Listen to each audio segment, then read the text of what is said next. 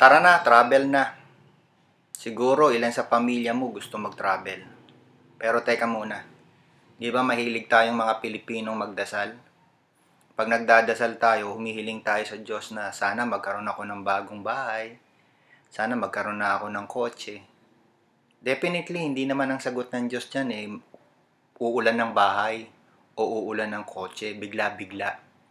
Hindi bibigay sa iyo ng Diyos ang bahay at hindi rin ka bibigyan ng kotse.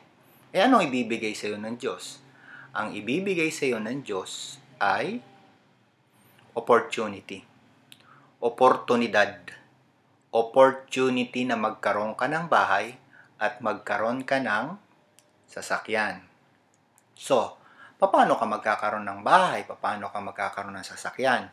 Bibigyan ka ng Diyos ng opportunity na magkaroon muna ng kaalaman. Tapos bibigyan ka ng Diyos na magkaroon ng skills. Tapos bibigyan ka ng Diyos na magkaroon ng tapang. Bibigyan ka ng Diyos ng magkaroon ka ng paninindigan. O, pag pinaghalo-halo mo yon, magkakaroon ka ng oportunidad. Pagka nagkaroon ka ng oportunidad, lalapit sa yung oportunidad, magkakaroon ka ng hanap buhay. So, pag nagkaroon ka ng hanap buhay, magkakaroon ka ng salapi, kwarta, money, datong. So, pag nagkaroon ka na ng money at datong, then, at kung sobra-sobra yan, then, pwede ka nang bumili ng bahay at pwede ka nang bumili ng sasakyan. Yun ang tinatawag na oportunidad. Alam ko rin na nananalangin ka sa Panginoon o ang nanay mo, tatay mo, kapatid, tiyuhin o tiyahin, anak, asawa, na makapunta ka sa abroad. Definitely, yan din ang pangarap ng bawat pamilya. Ako, si Mr. Emelino T. Maestro. 30 years na ako sa pagpapractice ng taxation, sa akong tax consultant at author. Pinala ko rin yan. Nagumpisa po ako sa pagta-travel muna sa Metro Manila, sa mga mall, sa mga parks. Then later on, nagpunta ako sa iba-ibang lugar. So, nangarap ako na pumunta sa Baguio, nanalangin ako, at binigyan naman ako ng oportunidad. Kumita ako, dahil sa kumita ako, nagkaroon ako ng oportunidad na makapunta sa Baguio. So, yan po yung picture namin sa Baguio. Nangarap akong pumunta sa abroad. Yan, unang punta ko nakapunta po ako ng Tokyo. Kayo gusto niyo siguro makapunta sa Disneyland. Makapaglakad sa napakalinis na kalsada ng Tokyo. Makita ang kanilang Sky Tower. Makapunta sa kanilang Ocean Park sa Nagoya. O makasakay sa elevator ng Tokyo Tower. Ganon din naman, magpunta sa Nara at magpakain ng napakadaming deers.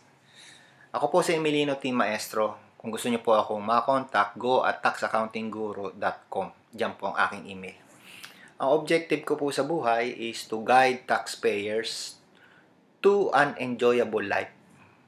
At kasi po kaya ko ginagawa yan is masyado nang miserable ang buhay ng taxpayer at kailangan po nating tulungan ang mga taxpayer.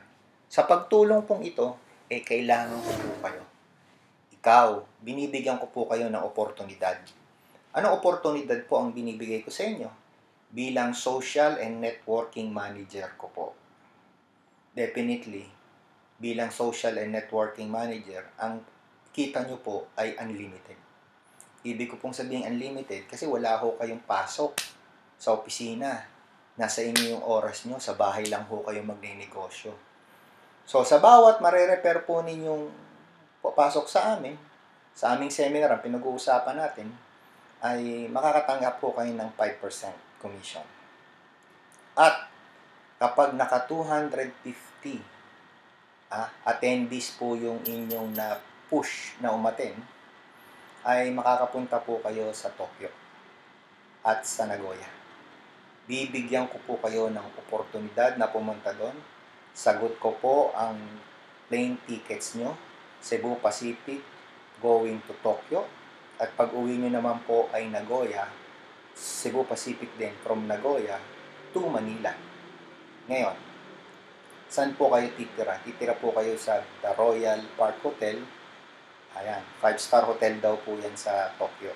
Doon saan din po kami tumira.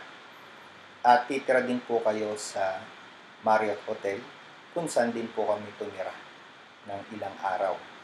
So, yung hotel po ninyo, accommodation, sagot ko din po yun. At bukod po doon, bibigyan ko po kayo ng 60,000 yen as your pocket money. Wala po kayong gagawin kung hindi mag-recruit at mag-encourage ng mga iba't ibang klase ng tao na umattend po sa seminar po natin. So, yun po ang aking pangako sa inyo. 5% commission plus travel to Tokyo and Nagoya, Japan. Hindi lang po kayo magka-travel mag-isa. Kasama po ninyo yung gusto nyo kasama. Maaaring nanay nyo, tatay nyo, manugang nyo, anak, kapatid, o asawa. So, dalawa po kayong pupunta doon. Hindi po kayo mag-isa. So, ano po ang gagawin ninyo? Simple lang po. Social marketing. So, gagamit po kayo ng mga social network at yung ipapublish nyo po doon, ipopromote po ninyo yung mga free tax accounting seminar workshop po natin at yung free tax consulting training workshop. Ayan. Ano po pagkakaiba ng training at saka ng education? Mas madali po natin maintindihan pag ganito eh. Gusto nyo po ba ang anak ninyo ay magkaroon ng sex education? Siyempre, lahat ng magulang, yes, para maproteksyonan natin ang anak natin. Pero, hindi lahat ng magulang ay gusto magkaroon ng sex training ang ating mga anak, hindi po ba? So, ang ibig po sabihin ng ating ino-offer na tax accounting seminar workshop at tax consulting training workshop ay tungkol po sa training. Yung totoong nangyayari, hindi po yung imagination lang. So, i-market nyo po yung ating mga seminars at yung dalawang pre-seminars po niyan. At yan po ay through mga social network. Ayan po yung mga itsura ng social network. Nakita nyo po. At the same time, ay andiyan din po yung mga topic natin.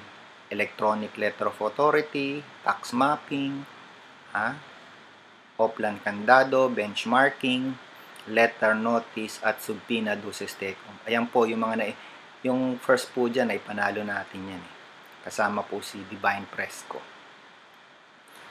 So, sana po ay magkatulungan tayo. Mabigyan ko po kayo ng opportunity na makakumita nang hindi ko kayo gumagastos o nang walang ganong kapital at makapunta po kayo ng Tokyo. Yan po ang panalangin ko. Ito po ang inyong ka-tax Emilino T. Maestro at ang contact number ko po ay makikita nyo po diyan na rin. Madali naman pong tingnan. Marami pong salamat.